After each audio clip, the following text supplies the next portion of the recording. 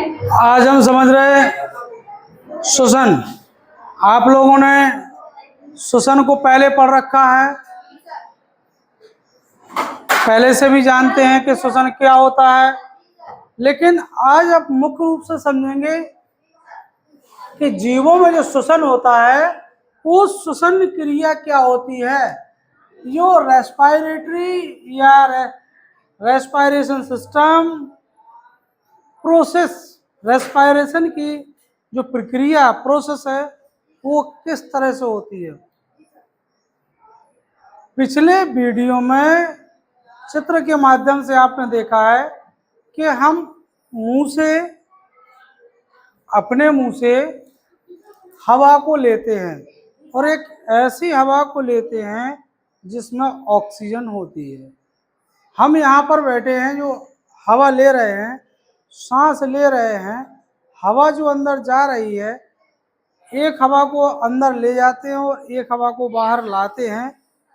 इस ले जाने और निकालने की क्रिया को हम श्वसन कहेंगे।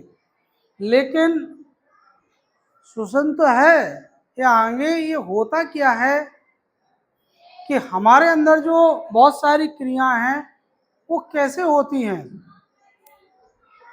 जीवों का एक महत्वपूर्ण लक्षण जो श्वसन है, उसमें बताया गया है कि जब हमने सांस ली, जो सांस ली तो सांस लेने के साथ हमारे अंदर ऑक्सीजन चलेगी, क्योंकि वायुमंडल में क्या होती है, ऑक्सीजन। जो ऑक्सीजन है इसको हमने अंदर ले गई तो वो अंदर जाएगी आपकी ऑक्सीजन नासा द्वार।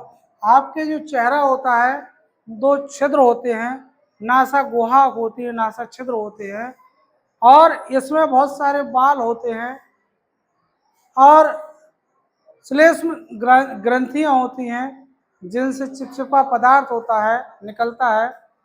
बाल होते हैं, बाल हमारे नाक के सहारे, नासाद्वार के सहारे कोई कीट ना जा पाए, उनसे हमारी रक्षा भी करता है।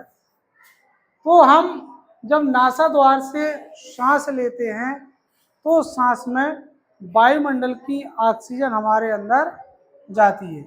जैसे ही अंदर जाती है तो वो नासा गुहा से होकर जाती है, नासा गुहा अंदर जाती है और नासा गुहा से आ जाती है और फिर जाती है ग्रासनी। पिछले चित्र में दिखाया था आपने वीडियो में कि यहाँ पर ग्रसनी है और इस ग्रसनी के सहारे वो चली जाती है श्वास नली। जो ग्रसनी है, श्वास नली है, तो श्वास नली आगे जब पहुंचती है तो श्वास नली दो भागों में बढ़ जाती है। श्वास नली इस तरह से, ऊपर आपका ये चेहरा है और चेहरे से ये यहाँ से दो भागों में बढ़ जाती है, और दोनों भागों में जब बढ़ जाती है तो ये बढ़ने के फलस्वरूप यहाँ पर ये दो फेफड़े होते हैं, दो फेफड़े होते हैं, और ये दोनों फेफड़े ये श्वसनियों से जुड़े होते हैं। इन फेफड़ों में बहुत बारीक बारीक छोटी नलियां होती हैं जिन्हें हम श्वास नलियां भी कहते हैं। ये जो हमारा फेफड़े होते हैं, ये फेफड़े हड्डियों के बीच वक्ष गुहा में ये स्थित होते हैं, और ये जो ढांचा होता है एक डायाफ्राम बनाता है। ये जो आपका डायाफ्राम बन जाता है उसके अंदर ये रहता है। आखिर ऑक्सीजन जब फेफड़े में आ जाती है तो भाई हमने वायुमंडल से ऑक्सीजन ले ली। वायुमंडल में 78% नाइट्रोजन, 21% ऑक्सीजन है। उसको 21% ऑक्सीजन को हमने लिया और लेने के बाद वो यहाँ आपके फेफड़ों में आ गई। श्वसन नलियाँ यहाँ हैं, बहुत सारी श्वसन नलियाँ हैं। उस श्वसन नलियों में वो घूमने लगी। यहाँ पर जब ऑक्सीजन आती है तो हमारे शरीर की कोशिकाओं में ग्लूकोज होता है।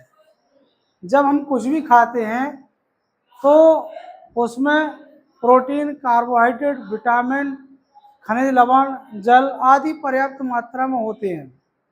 जब उनको खाते हैं तो हमारे शरीर में ग्लूकोज बढ़ जाता है। ग्लूकोज हमारे शरीर की कोशिकाओं में, हमारा शरीर सूक्ष्म कोशिकाओं का से मिलकर बना होता है और कई प्रकार की कोशिकाओं से मिलकर बना होता है। इसीलिए मानव का शरीर बहुकोशिकीय होता है। बहुकोशिकीय होने का बहुत प्रकार की कोशिकाएं होती हैं, उनकी कोशिकाओं में ग्लूकोज होता है। तो जो फेफड़ों से जो ऑक्सीजन आई है, ये फेफड़ों से ऑक्सीजन, आपकी ये ऑक्सीजन ग्लूकोज से क्रिया कर लेगी। ये ऑक्सीजन ग्लूकोज से क्रिया करेगी और जैसे ही क्रिया करेगी तो क्रिया करने के बाद ये कार्बन डाइऑक्साइड यानी CO2 बना लेगी। Glucose C6H12O6। ग्लूकोज जब ऑक्सीजन से क्रिया करेगा तो क्रिया करने के फलस्वरूप CO2 यानी कार्बन डाइऑक्साइड बनाएगा, प्लस आपका जल बनेगा और प्लस ऊर्जा आपकी यहाँ पर बन जाएगी। यानी जो ये वो ऊर्जा है, इस ऊर्जा के द्वारा हम चलते फिरते, मेहनत, बोलते हैं, सारी जो क्रियाएं करते हैं वो क्रियाएं ऊर्जा से होती है और वो ऊर्जा हमको ऑक्सीजन के द्वारा, हम अगर बोल रहे हैं आपके सामने, कुछ भी कर रहे हैं, तो वो सारा का सारा इस ऊर्जा के द्वारा हम कर रहे हैं। अगर हम ऑक्सीजन ना लें, ऑक्सीजन अगर नहीं लेते हैं तो हम काम नहीं कर पाएंगे, मर जाएंगे। भाई जब ऑक्सीजन नहीं मिलेगी तो हमारी कोशिकाएं जो होंगी ऊर्जा नहीं बनाएंगी, ऊर्जा नहीं बनाएंगी, हम लोग एकदम बैठ जाएंगे, मर जाएंगे। तो कार्य करने के लिए हमको श्वसन की आवश्यकता होती है और श्वसन क्रिया में हमारी ऊर्जा हमको प्राप्त होती है। उस ऊर्जा का उपयोग हम शरीर की विभिन्न क्रियाओं में लगाते हैं। खाना पीना, पचाना, श्वसन, उत्सर्जन, शरीर के अंदर जो भी क्रियाएं होती हैं, सारी क्रियाओं में हमको ऑक्सीजन की आवश्यकता यानी श्वसन की आवश्यकता होती है। आप चित्र के माध्यम से देख लेंगे अभी कि चित्र में आपका इस तरह से एक डायाफ्राम बना दिखाई देता है और वो डायाफ्राम जब आप सांस लेते हैं तो फूलता है, यानी पसलियों में खिंचाव होता है, और जब सांस छोड़ते हैं तो पुनः वो चिपक जाती है, पिचक जाती है। यानी ये फूलने और पिचकने की क्रिया कंटिन्यू चलती रहती है। ये जब श्वसन क्रिया होती है तो जब हम ऑक्सीजन को लेते हैं तो हमारा जो डायाफ्राम होता है वो नीचे की ओर गति करने लगता है। यानी जब नीचे की ओर गति करेगा तो वक्ष गुहा में आयतन बढ़ जाता है और वायु फेफड़ों में घुस जाती है। यानी नीचे की ओर जाएगा, वजन बढ़ेगा, ऑक्सीजन अंदर घुस जाएगी, फेफड़े हमारे फूल जाएंगे, इसके बाद फिर पिचक जाएंगे। ये क्रिया चलती रहती है। और ये ऑक्सीजन की जो क्रिया होती है, जहाँ पर ऑक्सीजन का कोशिकाओं से ग्लूकोज बनता है और हमें ऊर्जा निकलती है, ये ऊर्जा हमको दैनिक कार्य में उपयोग होती है।